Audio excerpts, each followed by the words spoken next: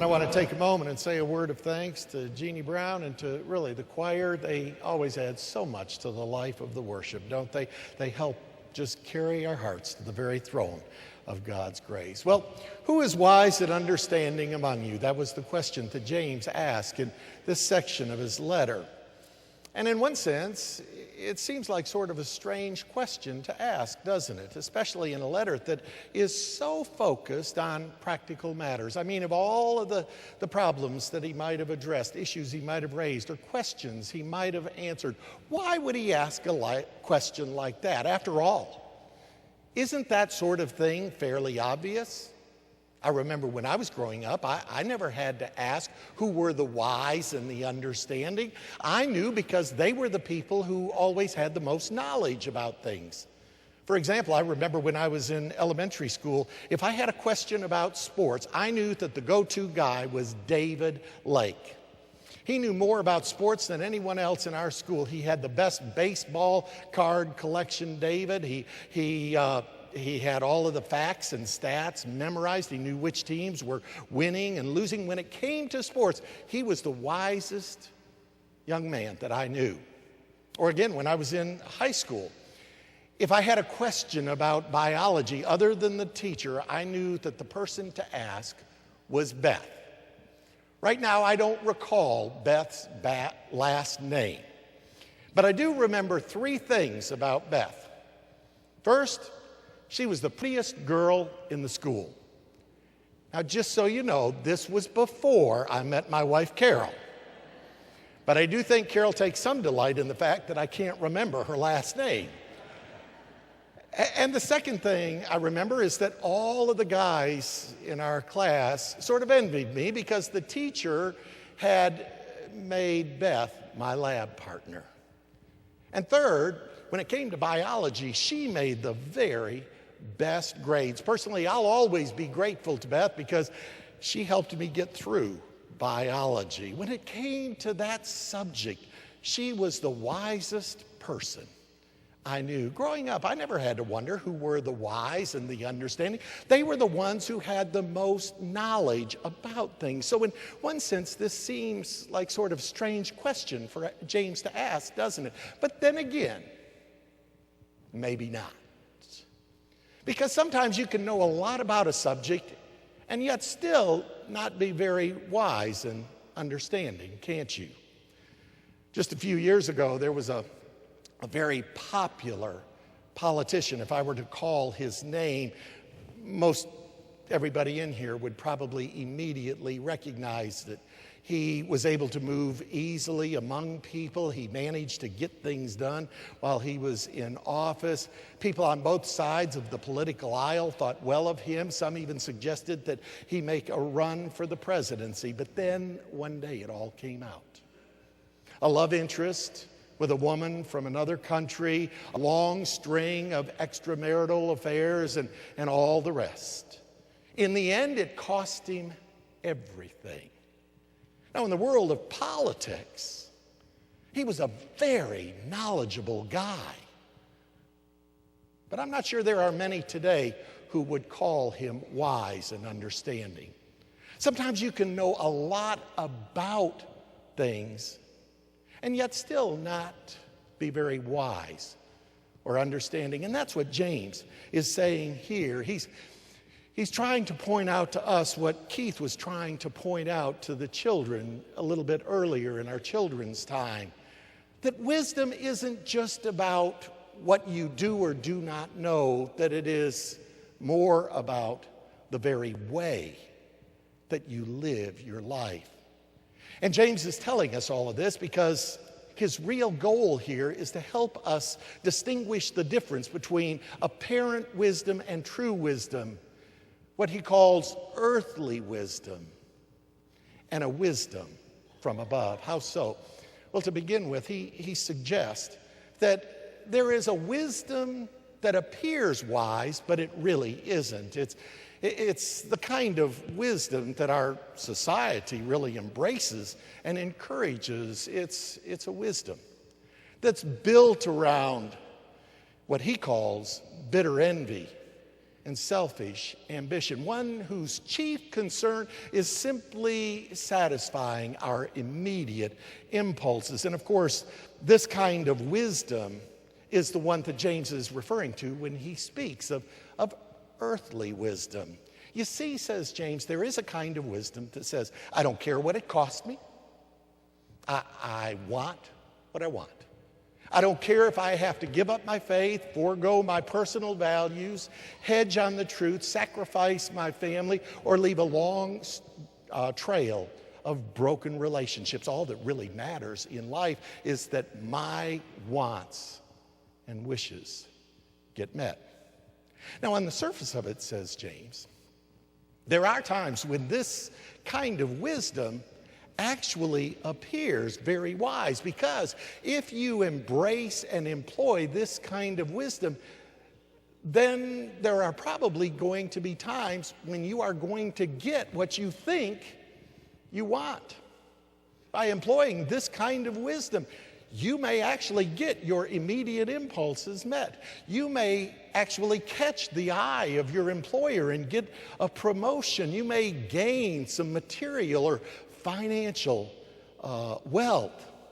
You may experience some carnal excitement and satisfaction. Again, as we've talked about several times throughout this entire series, James is just being practical here. He knows that in the kind of dog-eat-dog world in which we live today, there are times when this kind of wisdom actually seems to pay off. The only problem with this, says James, is that in the end, this kind of wisdom actually costs you more than you get. Through bitter envy and selfish ambition, and that's sort of a harsh way of his saying, through the kind of envy and ambition that is out of control, you may actually be able to hedge on the truth, beat out the competition, and get the contract that you want. But there's also a good chance that a piece of your soul is going to grow dark and cold. You may get your immediate impulses met, but in the process, there's a chance that you could lose your integrity and leave a long string of emotional wreckage and damaged relationships. To paraphrase something Jesus said, you may gain the whole world, but in the process, lose your own soul. A preacher friend of mine told about a family that he once visited. They lived in a very exclusive section of Atlanta. They had just moved into that house, and they were a family of considerable wealth. Well, because he was the local preacher in that area, he went by to visit with them. And when he did, they showed him around their new house, the spacious rooms, the most modern appliances, the exquisite furnishings, and the swimming pool and lanai. And finally, they brought him back into the living room, and they sat down, and he complimented them on their home. And then he said, actually, I've come to talk to you about faith in Jesus Christ and about the possibility of your joining our church. To which they politely, but rather matter-of-factly replied, preacher, we don't need that. We have everything we need right here. Now, you wouldn't say that, would you? I hope you wouldn't. From the perspective of the school of earthly wisdom, they appeared wise, but were they really? There is a kind of wisdom, says James, that appears wise, but it really isn't. On the other hand, says James, there is a kind of wisdom that doesn't always appear very wise, but it really is. It's the kind of wisdom that is born out of a Christ-centered relationship. It's a wisdom that finds expression in things like gentleness of spirit and purity of heart, and it's connected with things like mercy and goodness and kindness. And of course, this is the kind of wisdom that James is talking about when he speaks of the wisdom from above. On the surface of it, says James, this kind of wisdom doesn't always appear wise. Because if you employ this wisdom and let it rule, really rule in your heart, then there may be times when you have to give up your place at the front of the line for the sake of others. There may be times when you have to forego certain benefits because the needs of others outweigh your own wants. There may be times when you have to pass on certain forms of excitement and satisfaction because it lies outside of the faith. And it also lies outside of the accepted social circle. So it may cost you. On the surface, says James, this kind of wisdom may not always appear wise. But the thing about it is that in the end, with this kind of wisdom, you always get more than you sacrifice. You get a bigger heart. You get peace within. You get a joy that comes not from what you do or do not own. You develop close, lasting relationships, and you gain a life of meaning and purpose.